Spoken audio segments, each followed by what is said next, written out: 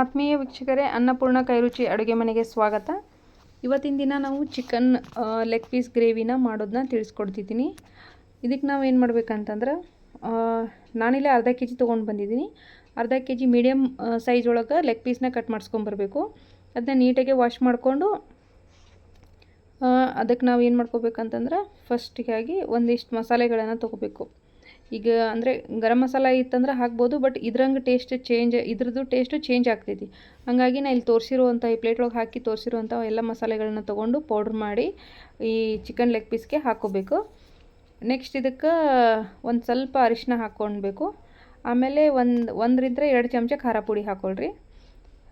ಆಮೇಲೆ ಸ್ವಲ್ಪ ಗರಂ ಮಸಾಲ ಹಾಕ್ಕೊಳ್ರಿ. ಅಂದರೆ 1 ಚಮಚ ಹಾಕ್ಕೊಳ್ರಿ, ಇಲ್ಲ ಅರ್ಧ ಚಮಚ ಹಾಕ್ಕೊಂಡ್ರು ಸಾಕು.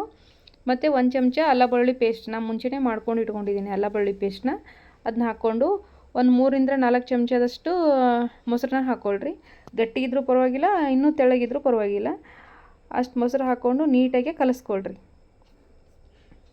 ಇದನ್ನ ನಾವು ಈ ರೀತಿ ಮ್ಯಾರಿನೇಟ್ ಮಾಡಿ ಇಡೋದ್ರಿಂದ ಚಿಕನ್ನು ಫುಲ್ ಸಾಫ್ಟಾಗಿ ಮತ್ತು ಎಲ್ಲ ಮಸಾಲನ ಜಕ್ಕೊಂಡು ನೀಟಾಗೆ ಗ್ರೇವಿ ಒಳಗೆ ಮಿಕ್ಸ್ ಆಗ್ತೈತಿ.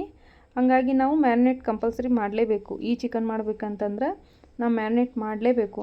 ಮ್ಯಾರಿನೇಟ್ ಮಾಡಿಲ್ಲ ಡೈರೆಕ್ಟ್ ಮಾಡ್ತೀವಿ ಅಂಥೇಳಿ ಡೈರೆಕ್ಟ್ ಹಾಕಿಬಿಟ್ರೆ ಚಿಕನ್ ಮೇಲ್ಗಡೆ ಎಲ್ಲ ಬೇಯ್ತೈತಿ, ಒಳಗಡೆ ಆ ಟೇಸ್ಟು ಅದ್ರ ಮಸಾಲ ಫ್ಲೇವರು ಬರೋದೇ ಇಲ್ಲ. ಹಾಗಾಗಿ ಮ್ಯಾರಿನೇಟ್ ಮಾಡಿ ಒಂದು 10-15 ನಿಮಿಷ ಇಡ್ರಿ. ನೆಕ್ಸ್ಟು ಇದಕ್ಕೆ ನಾವು ಟೊಮೆಟೊಗಳನ್ನ 2 ಟೊಮೆಟೊ ತೊಗೊಂಡಿದ್ದೀನಿ. ಅರ್ಧ ಕೆ ಜಿಗೆ 2 ಟೊಮೆಟೊ ಸಾಕು.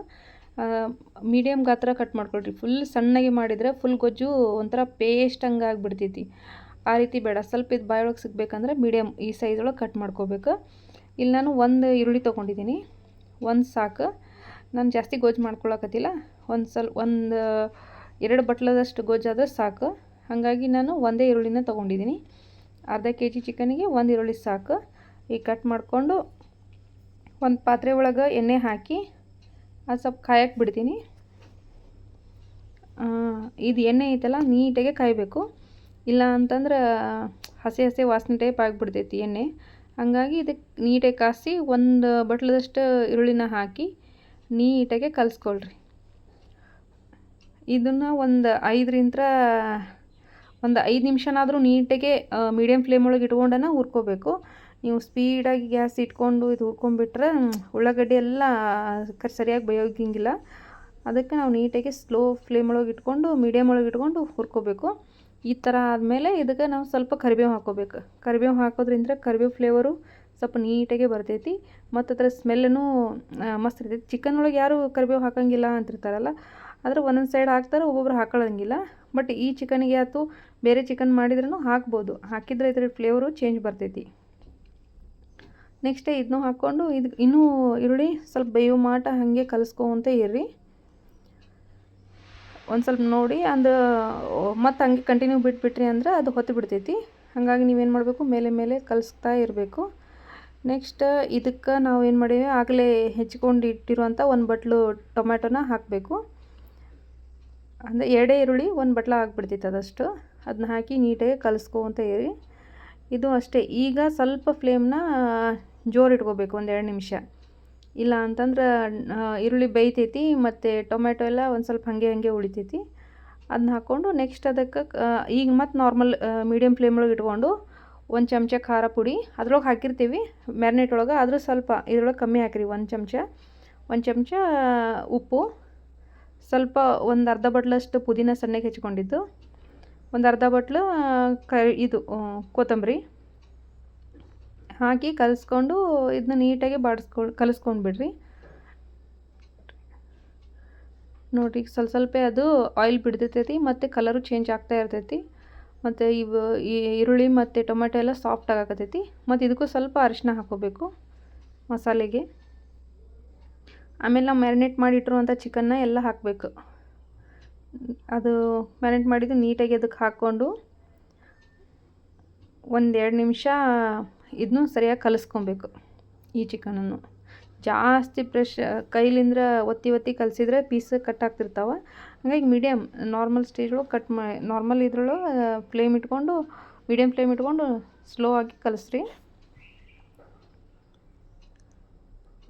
ಹಿಂಗೆ ಕಲಿಸ್ಕೊಂಡು ನೆಕ್ಸ್ಟ್ ಅದನ್ನು ಮ್ಯಾರಿನೇಟ್ ಮಾಡಿರ್ತೀವಲ್ಲ ಅದರಲ್ಲಿಂದ ಸ್ವಲ್ಪ ಮಸಾಲೆ ಎಲ್ಲ ಉಳಿದೈತೆ ಅದ್ರೊಳಗೆ ಹಾಕಿ ಒಂದು ಟೀ ಕುಡಿಯೋ ಲೋಟಲಿಂತ್ರ ಸ್ವಲ್ಪ ಒಂದು ಅರ್ಧ ಹಾಕ್ಕೊಂಡು ನೀರು ಅದಕ್ಕೆ ಕಲಸಿ ಇದಕ್ಕೆ ಹಾಕ್ಕೊಂಡ್ಬಿಡ್ಬೇಕು. ಹಾಕ್ಕೊಂಡು ಒಂದು 2 ನಿಮಿಷ ಹಿಂಗೆ ಓಪನ್ ಇಟ್ಕೊಂಡೇ ಒಂದು ಸ್ವಲ್ಪ ಕಲಸ್ರಿ. ನೀಟಾಗಿ ಈ ರೀತಿ ಕಲಿಸ್ಕೊತ ಇರ್ರಿ. ಇದನ್ನು ನಾವು ಬೇಯಿಸಿರೋದಿಲ್ಲಲ್ಲ, ಹಾಗಾಗಿ ಸ್ವಲ್ಪ ಹಿಂಗೆ ಕಲಿಸ್ತಾ ಇಟ್ಕೋಬೇಕು, ಇಲ್ಲಾಂದರೆ ಅದೆಲ್ಲ ತಳ ಹಿಡ್ಕೊಂಡ್ಬಿಡ್ತೈತಿ. ಒಂದು 2 ರಿಂದ 3 ನಿಮಿಷ ಹಿಂಗೆ ಕಲಿಸ್ಕೊತ ಇರ್ರಿ.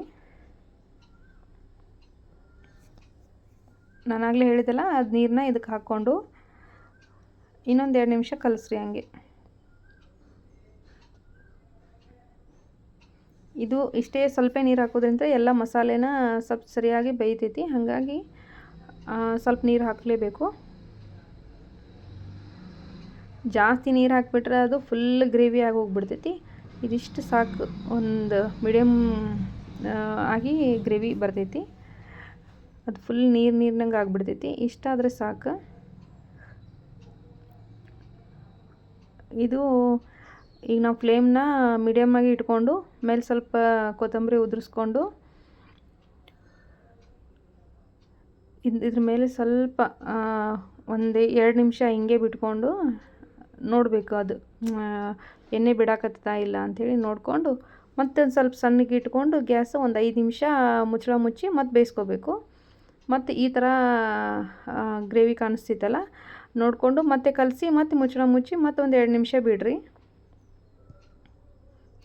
2 ನಿಮಿಷ ಬಿಟ್ಟ ಮೇಲೆ ಫುಲ್ ಈಗ ಒಂದು 80% ಅಷ್ಟು ಆಗೈತಿ ನೋಡಿರಿ. ಈಗ ಗ್ರೇವಿ ಈ ಟೈಪ್ ಹಾಕ್ಕೊಂಡೈತಿ. ಇದು ನಾವು ಎಲ್ಲೇ ದಾಬಾಗೆ ಹೋದ್ವಿ ಅಂತಂದ್ರೂ ನಾವು ಇದೇ ಥರ ಗೊಜ್ಜು ಮಾಡ್ಕೊಂಡೇ ಅದ್ರೊಳಗೆ ಪೀಸ್ಗಳನ್ನ ಹಾಕ್ತಾರೆ ಚಿಕನ್ದು. ಅಂದರೆ ನಾವೆಲ್ಲ ಪೇಸ್ಟ್ ಮಾಡಿ ಹಾಕೋದ್ರಿಂದ ಅದ್ರ ಫ್ಲೇವರೇ ಬೇರೆ ಬರ್ತೈತಿ. ಕಟ್ ಮಾಡಿ ಹಾಕ್ಕೊಳ್ಳೋದ್ರಿಂದ ಇದ್ರ ಫ್ಲೇವರ್ ಚೇಂಜ್ ಇರ್ತೈತಿ. ಈಗ ನೋಡಿರಿ, ಒಂದು 2 ನಿಮಿಷ ಮುಚ್ಚಿಟ್ಟು ಮತ್ತು ಸ್ವಲ್ಪ ತೆಗಿಬೇಕು. ಅಂದರೆ ಈ ಪ್ರೊಸೆಸ್ಸು ಭಾಳ ಸ್ಲೋ ಇದ್ರದ್ದು. ಫೈನಲಾಗಿ ಈ ಥರ ರೆಡಿ ಆಗಿರ್ತೈತಿ ನೋಡಿರಿ.